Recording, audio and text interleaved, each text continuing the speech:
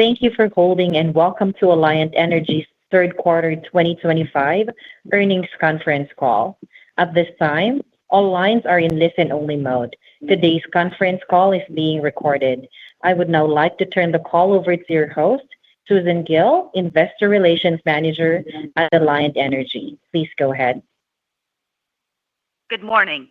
I would like to thank all of you on the call and the webcast for joining us today. We appreciate your participation. With me here today are Lisa Barton, President and CEO, and Robert Durian, Executive Vice President and CFO. Following prepared remarks by Lisa and Robert, we will have time to take questions from the investment community. We issued a news release last night announcing Alliant Energy's third quarter and year-to-date financial results. We narrowed our 2025 earnings guidance range, provided 2026 earnings and dividend guidance, and provided our updated capital expenditure and financing plans through 2029. This release, as well as the earnings presentation, will be referenced during today's call and are available on the investor page of our website at www.alliantenergy.com. Before we begin, I need to remind you that the remarks we make on this call and our answers to your questions include forward-looking statements. These forward-looking statements are subject to risks that could cause actual results to be materially different. Those risks include, among others, matters discussed in Alliant Energy's news release issued last night and in our filings with the Securities and Exchange Commission. We disclaim any obligation to update these forward-looking statements. In addition, this presentation contains references to ongoing earnings per share, which is a non-GAAP financial measure. References to ongoing earnings include material charges or income that are not normally associated with ongoing operations. The reconciliation between ongoing and GAAP measures is provided in the earnings release, which is available on our website. At this point, I'll turn the call over to Lisa. Thank you, Sue. Good morning, everyone, and thank you for joining our third quarter earnings call. Today, we're pleased to share our Q3 and year-to-date results, another quarter and year where we delivered solid financial and operational performance. We will also share the outlook for the remainder of this year, update you on our strategic initiatives, including our capital expenditures, financing plans through 2029, and discuss how we're positioned to accelerate and extend our earnings expectations. We are well positioned because of the Alliant Energy advantage in the realization of additional near-term load growth opportunities from data centers. We are continuing our consistent track record of execution and financial performance. Our performance is driven by our customer-focused investments and supportive regulatory environments, a winning strategy for driving continued growth while prioritizing affordability and reliable service. Our focus on customers and building stronger communities is at the heart of everything we do. With our compelling large load opportunities and diverse capital investment plans, we are well positioned to continue meeting customer, community, and investor expectations. We will cover each of these advantages today, as shown on slide 3, as they power Alliant's future. To start, I am pleased to share updates for the quarter. Our projected peak demand growth by 2030 has increased to an industry-leading 50% through the execution of a fourth electric service agreement with QTS Madison.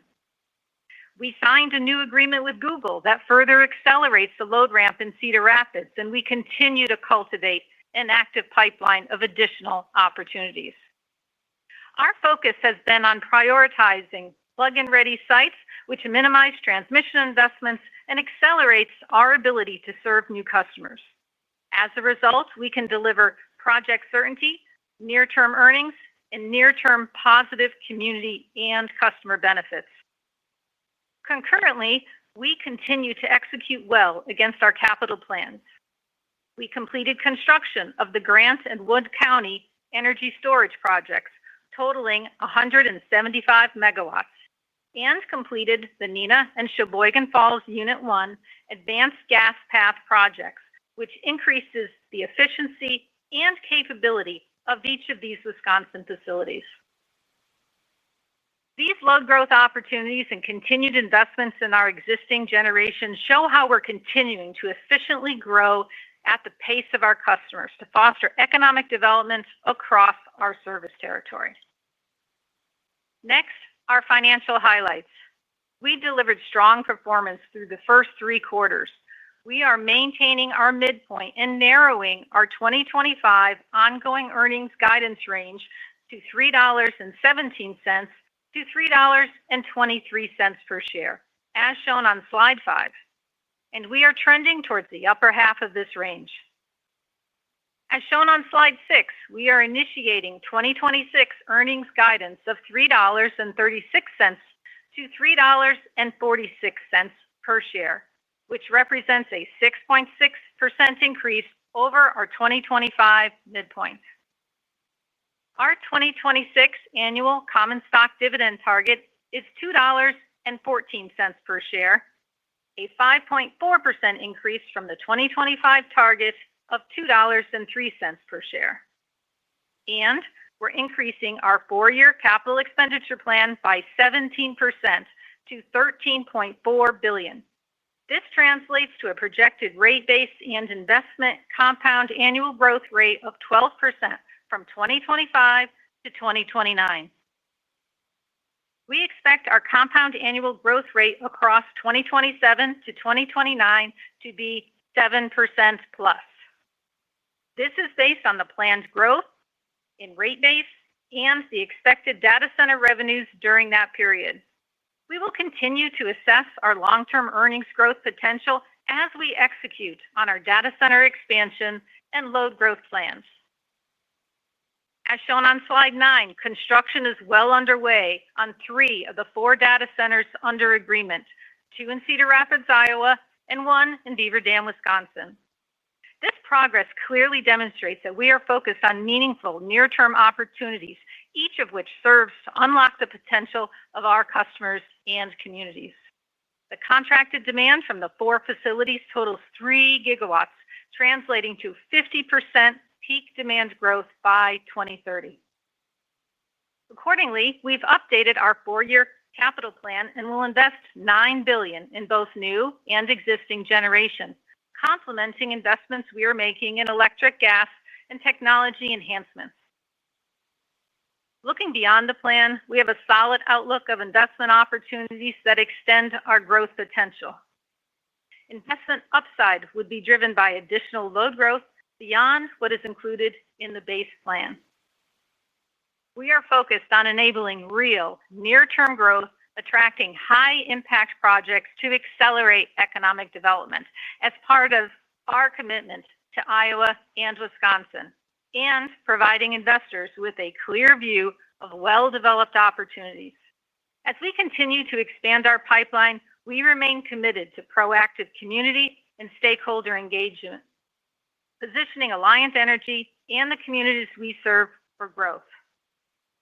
Advancing win-win outcomes that maintain affordable service for customers and communities ensures Alliant continues to deliver value while unlocking the potential of our customers and communities. To share a few examples of win-win outcomes, first, the Iowa retail construct stabilizes electric base rates for customers through the end of the decade, serving as a perfect example of a win for our existing customers through stable rates. Second, we executed an agreement to enable fiber connectivity to one of our data center customers by leasing our underground conduit in our service territories, which provides substantial financial benefits to our existing customers. And third, last week, QTS advanced its Wisconsin data center plans with meaningful community contributions, full funding of all infrastructure, and the purchase of renewable energy credits from new projects, reducing costs and creating value for all WPL customers. Support from our regulators has been key to moving our plans forward. The Iowa Utilities Commission approved the individual customer rates for our 2 data centers currently under construction in Cedar Rapids. Through these filings, we've demonstrated that our approach effectively protects existing customers while allowing them to benefit from additional growth. And yesterday, the Public Service Commission of Wisconsin approved our unanimous retail electric and gas rate review settlement for forward test periods 2026 and 2027. This rate review cost-effectively advances responsible energy solutions, strengthens the safety and resilience of our energy network, and expands options available to customers. Our strategy is rooted in being a trusted partner in delivering outcomes customers and regulators seek. With a strong focus on customer value and forward-looking investments, we are well positioned to provide competitive rates for both new and existing customers over the long term as a result of our economic development success and our continued focus on cost controls. The Alliant Energy Advantage is an acute focus on driving near-term growth, making smart investments to serve that growth while keeping bills low and benefiting new and existing customers. In short, being plug-in ready enables stronger alignment between our revenue growth and capital investments. I will now turn the call over to Robert to provide our financial results, earnings and dividend guidance, financing plans, and an update on our regulatory matters. Thank you, Lisa. Good morning, everyone. Yesterday, we announced third quarter and year-to-date ongoing earnings. With third quarter ongoing earnings of $1.12 per share, we have realized over 80% of the midpoint of our 2025 earnings guidance. As shown on slide 5, our ongoing earnings change year over year was primarily due to higher revenue requirements from capital investments at our Iowa and Wisconsin utilities and the positive impacts of temperatures on electric and gas sales. These positive drivers were partially offset by higher operations and maintenance expenses, driven by increased generation costs from planned maintenance activities and the addition of new energy resources, as well as higher generation development costs to support long-term growth. Additionally, higher depreciation and financing expenses contributed to earnings fluctuations. Through September of this year, net temperatures positively impacted electric and gas margins by approximately 2 cents per share. In comparison, net temperatures negatively impacted electric and gas margins for the first 3 quarters of 2024 by 10 cents per share. Margins from our temperature-normalized electric sales have also been better than planned, with higher than expected sales to commercial and industrial customers in both states. Electric margin comparisons to last year have experienced timing differences through the first 3 quarters of this year as a result of the new rates implemented in Iowa in the fourth quarter of 2024. The new seasonal rates are flatter, resulting in a less pronounced increase in summer rates, which has distributed earnings more evenly throughout 2025, resulting in quarterly timing differences from last year's margins, but no material impact on full-year results. Turning to our full-year 2025 earnings forecast, as a result of our solid earnings through September and our projected fourth quarter results assuming normal weather, we have narrowed our 2025 earnings guidance and are trending within the upper half of the $3.17 per share to $3.23 per share updated range. As Lisa mentioned, we also announced our projected 2026 earnings guidance range and dividend target. We are expecting to continue delivering an attractive total return to our investors through a combination of earnings growth and dividend yield. The 2026 earnings growth represents a 6.6% increase from our 2025 guidance midpoint, which is higher than our typical 6% forecasted growth. And our 2026 annual common stock dividend target is $2.14 per share, a 5.4% increase from 2025. We are moderating the pace of expected dividend growth to efficiently fund our increased capital expenditure plan. We will continue to target a dividend payout range of 60 to 70%, but expect to be in the lower end of the range during the period of our plan with higher investment opportunities. As shown on slides 11 and 12, we have updated the capital expenditure plan, which strengthens the diversity of our resources. We are investing in natural gas generation and energy storage projects to meet the capacity requirements of our growing customer demand. We are also making improvements in our existing fleet to enhance the capacity and energy output of those resources. And we continue to invest in our renewable portfolio by adding new wind and repowering existing wind sites. We have proactively safe harbored our energy storage and wind projects in our plan in order to preserve tax benefits for our customers, making these projects more cost effective, providing lower fuel costs, and delivering greater affordability for our customers. With our refreshed investment plan, we now have a compounded annual growth rate of 12% for rate base plus construction work in progress, reinforcing our confidence in meeting our long-term growth objectives. Moving to our financing plans, in the third quarter, we successfully refinanced $300 million of debt issuances at IPL and issued $725 million of our first junior subordinated notes at our parent company. We plan to use the proceeds from the junior subordinated note issuance to retire maturing debt in March 2026. The equity content of this debt issuance is expected to assist us in maintaining cushion in our FFO to debt metrics to retain our current credit rating. As we look to future financings and with the increase in our capital expenditure plan, we have provided an updated financing plan through 2029 on slide 13. Of note, our capital expenditures will primarily be financed with a combination of cash from operations, including proceeds expected from the continuation of our tax credit monetization, and new debt, hybrid, and common equity issuances to maintain authorized regulatory capital structures and a desired consolidated capital structure of approximately 40 to 45% after factoring in the equity component of hybrid instruments. We have significant growth opportunities. The $2.4 billion of new common equity included in our current financing plan for 2026 through 2029 will primarily be used to invest in the resources needed to supply our customers' growing energy needs. We believe the equity is manageable over the 4-year planning period and are anticipating settling the planned equity issuances ratably over that period of time. We plan to continue de-risking our planned equity issuances on a forward basis, utilizing the ATM while also being opportunistic with favorable market conditions. Of the $2.4 billion of new common equity, we have raised our planned 2026 amounts already through forward agreements, and therefore we have only $1.6 billion of remaining equity to be raised over the next 4 years, excluding equity expected to be raised under our Shareholder Direct Plan. As shown on slide 14, our 2026 debt financing plans include up to $1.1 billion of long-term debt issuances, including up to $300 million at Alliant Energy Finance or Parent, up to $300 million at WPL, and up to $500 million at IPL. Finally, I'll update you on our regulatory initiatives included on slides 16 and 17, as well as those filings planned for the future. In Wisconsin, we have 4 active dockets currently in progress, 3 of which involve requests for pre-approval of customer-focused investments. First, a request for investments to refurbish the Ford Wind Farm, targeting additional production tax credits from the project for the benefit of our customers.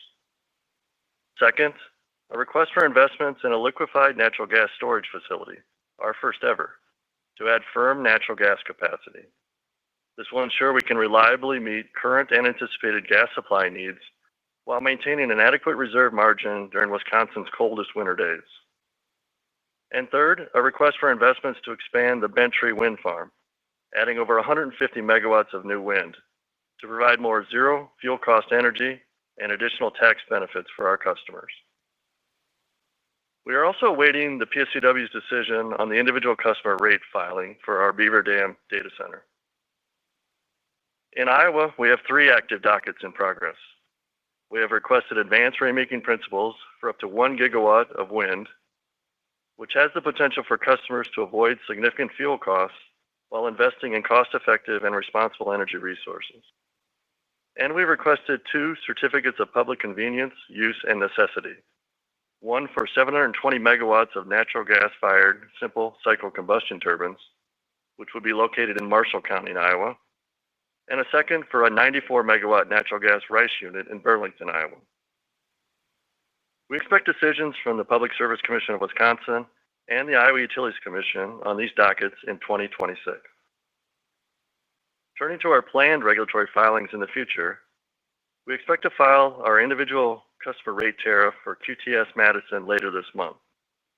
And in conjunction with our updated capital expenditure plan, we also expect to make future regulatory filings in both Iowa and Wisconsin for additional renewables and dispatchable resources to enhance reliability, continue to diversify our energy resources, and meet growing customer energy needs.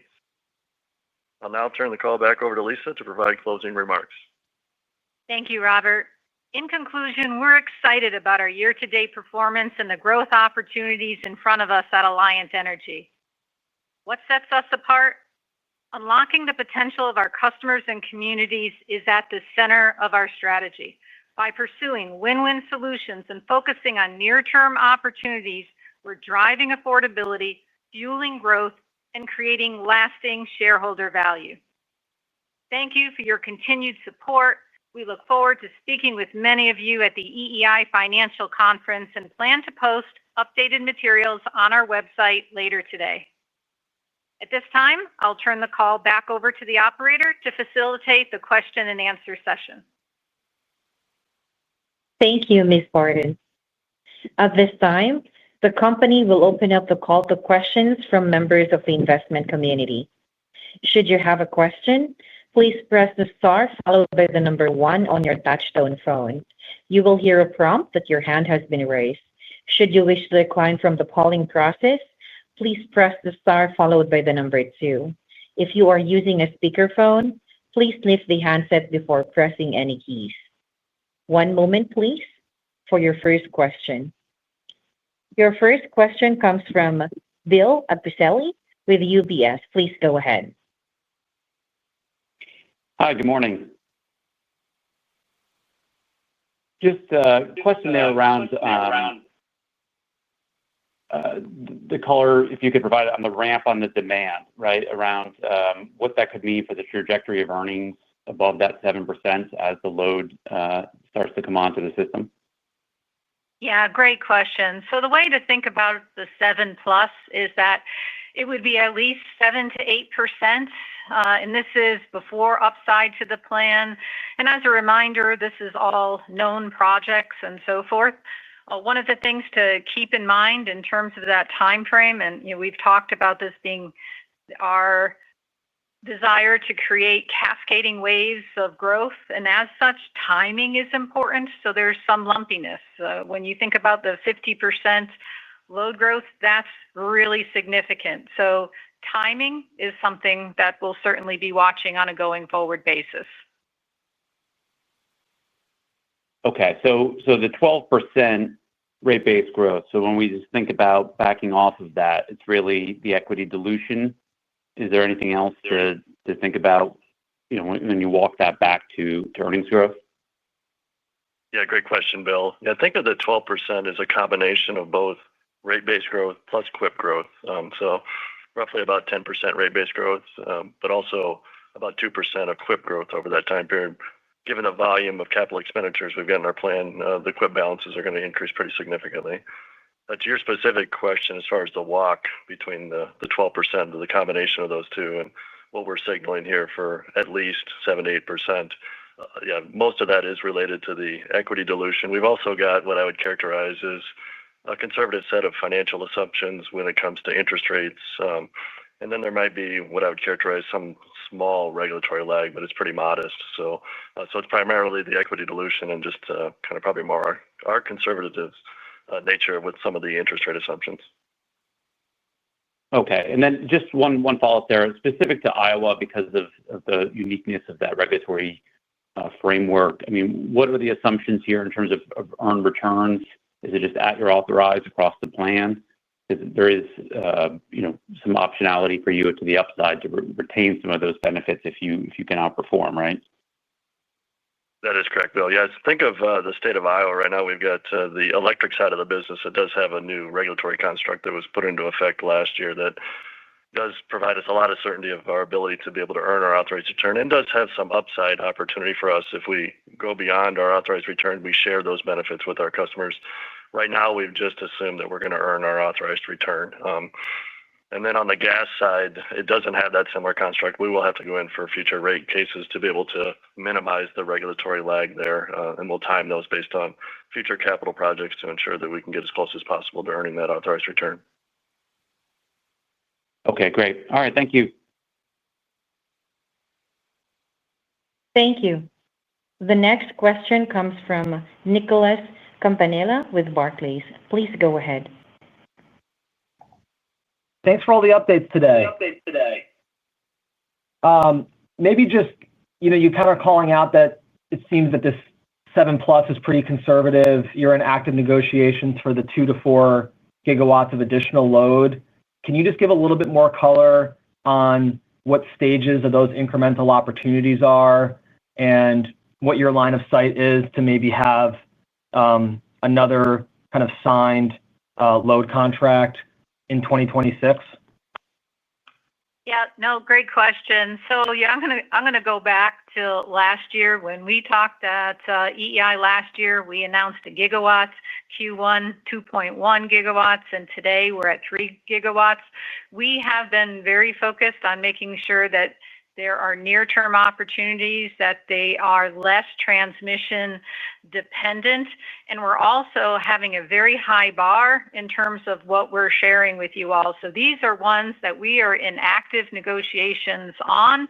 These are ones where we have our transmission interconnection studies done and so forth. And so this is something to very closely watch over the next 12 months.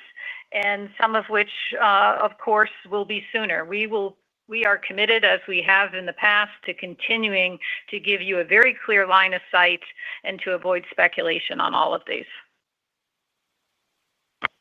And then just so I'm kind of understanding it correctly, that would then kind of put this growth rate above 8%. Is that the right way to think about it? It would be above that, yes. Above that 5 to 7 that we talked about. So this is all great upside to our plan.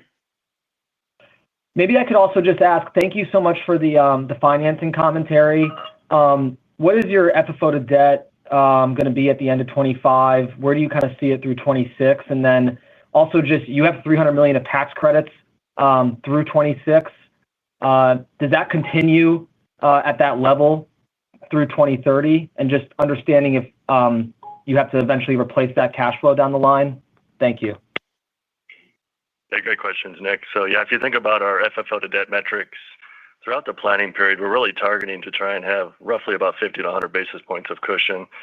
And really that's going to let us further grow into the plan. When you think about the 2 to 4 gigawatts that Lisa indicated, we want to make sure we've got strong balance sheets to be able to grow into that at even higher levels than we've got kind of currently indicated with the 7 to 8% plus. So, and as we think about tax credits, there's roughly about, I want to say $1.6 billion in the plan over the next 4 years.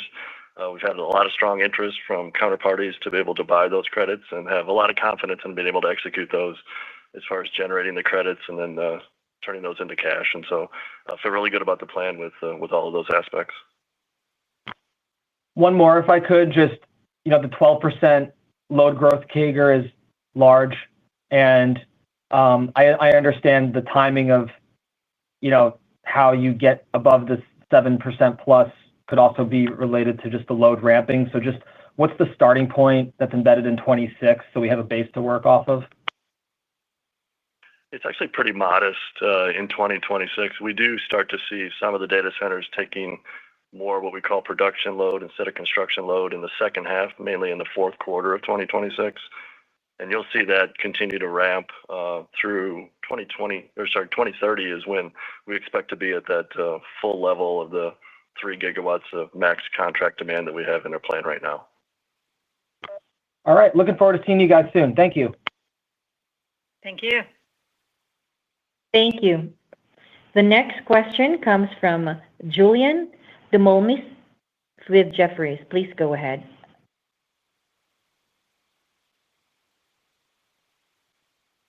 Just a follow-up on the 2 to 4 gigs in the pipeline here.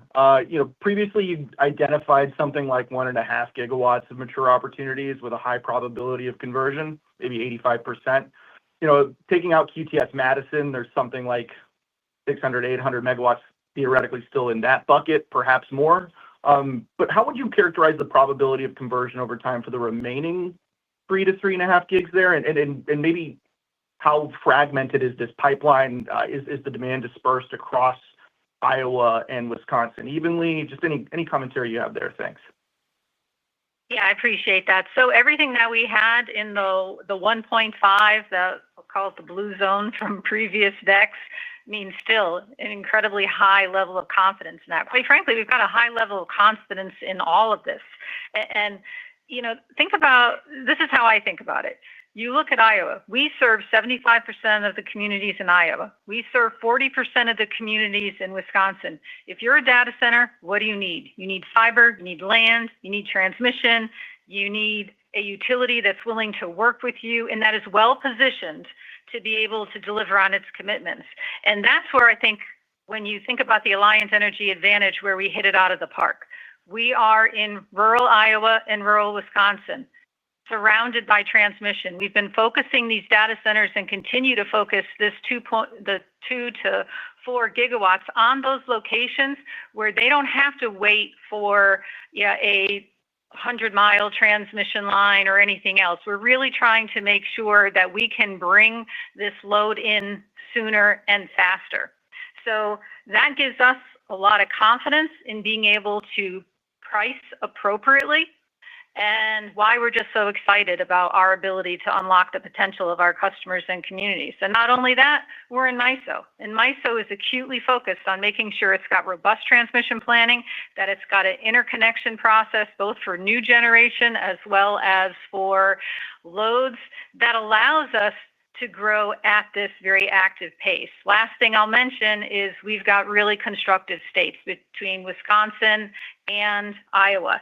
Right now, Iowa is very well positioned, as is Wisconsin. I think you'll see more of the data centers gravitating a little bit more towards Iowa, and that's just simply because we've got a lot of sites there. Remember, we've invested heavily over the years in land, and we've been able to have that as an attractive source for folks. But we're confident in the fact that in both jurisdictions, the significance of this load growth is really going to be driving affordability for all customers. And I think that that's another key differentiator for us, and that allows us to be very well positioned from a regulatory standpoint. Regulators, as we mentioned earlier in my comments, are at the key, they're just a key gating item for the entire sector. And our performance here that you've seen with the approvals of the ICRs and the approvals that you're seeing with the generation projects and the approval of the rate settlement, the unanimous rate settlement, it really just tells you that we've got the wind at our backs when it comes to making sure that we're aligned with what our regulators care about. That's what you have to solve for in this space. Yeah, absolutely. No, I mean, given your execution thus far and kind of the plan you've set out here, that 8% plus after 2027, it seems reasonably achievable here. I kind of want to follow up on that specifically, just as you mentioned in the slides that you have, as you integrate more load and growth into the plan, you could reassess guidance looking forward. Your current look forward period, it coincides sort of with the end of the stay out in Iowa, or there could be some uncertainty to timing kind of as to whether you'd like to file then or how you'd like to approach the construct. But how should we think about rate case timing here? The way you're going to look at the outer years of your plans, the growth rates you're willing to commit to, knowing that you have that regulatory, further out, you might have regulatory uncertainty in the forward period, just kind of bringing that together with the idea that you've got this really visible above average growth plan that you could potentially attain with upside here. How should we think about all these factors in the outer years?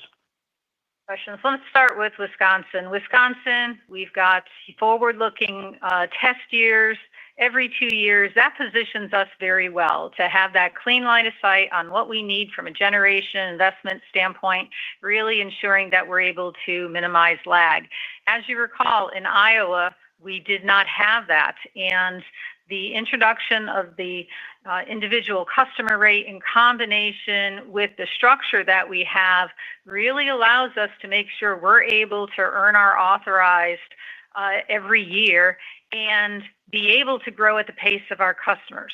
So in terms of how we're thinking of that over the period, I'm just going to point back to how successful Mid-Am has been. And over the past 10 years, they have not gone in for a rate review because of this construct. So that is why we are doubling down on our focus on making sure that we're unlocking the potential of our customers and communities. Rural Iowa, which is what we serve, that 75%, they want to grow. They want data centers. They want to grow. This allows the property base to go up as well as driving costs down for customers. So we're going to continue to focus on that. Ideally, we wouldn't have to go in for another rate review. So I don't know, Robert, any additional commentary you'd like to provide? Yeah, we feel confident about the future of the plan. We only went through 2029 just because that's our standard process of just adding another year to the previous year. But don't read into that we have any concerns about beyond 2029.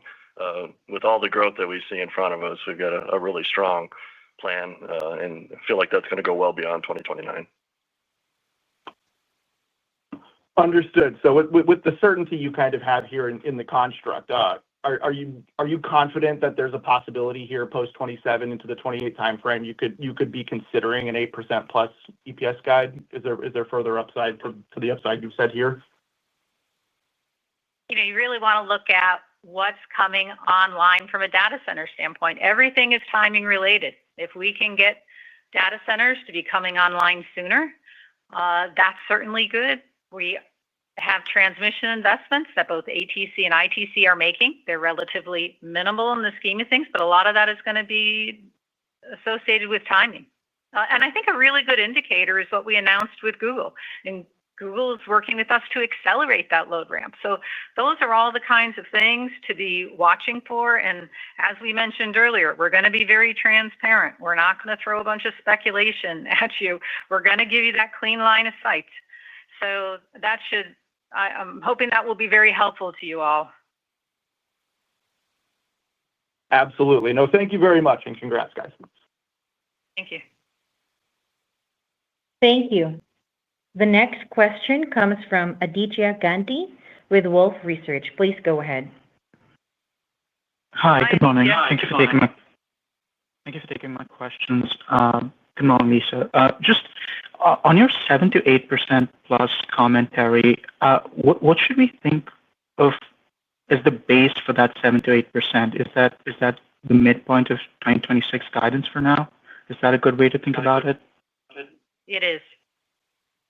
Okay, great. And then on the 2 to 4 gigawatts of negotiations that you're having, can you give some more color on whether these are expansions of existing facilities or customers you've contracted with, or are they new customers? And then just how should we think about the cadence of updates going forward? Will you just update your plan at Q3 next year, or could we see an update potentially before that, like you did at Q1 of this year? Yeah, I would think of the 2 to 4 gigawatts as a combination of expansions of existing sites, as well as Lisa indicated, we have a lot of additional sites across our service territory that have transmission capabilities, land availability that we think are going to be great spots for new data centers. So it's a combination of those two. When I think about the counterparties to these are all very high quality hyperscalers or co-locators. And so that's what really gives us a lot of confidence in being able to get these to the finish line, because we know they're motivated customers with a lot of financial wherewithal to be able to kind of get us to the finish line on these. And as far as the timing goes, I would say in the next 12 months, we'll probably have a lot more clarity within the 2 to 4 gigawatts. And as Lisa indicated, every quarter we'll give updates as far as the status of those. And if we make progress within the next 3 to 6 months, we'll obviously share with you information on the quarterly call. Great, thank you. And just one more, if I may, could you give us some more color on sort of the agreement that you signed with Google to accelerate the load ramp there? Can you just remind us what the load ramp looked like earlier and what it's looking like right now as you're trying to accelerate it? Yeah, I think of that as of the 3 gigawatts. That's about 300 megawatts in total. And yeah, they were interested in just going faster. I'll go back to my earlier comments. You'll see some of that starting coming in the second half of 2026, and then just going to ramp quicker than we originally anticipated. So you'll see more load in 27 and 28 than we originally expected. But that's built into our base model right now and included in the plan. Understood. Three of the four projects are under active construction. So it's an amazing thing to watch how quickly these folks grow.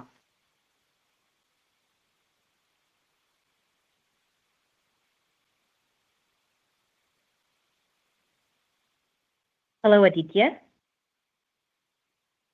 Yes, that answers all my questions. Thank you.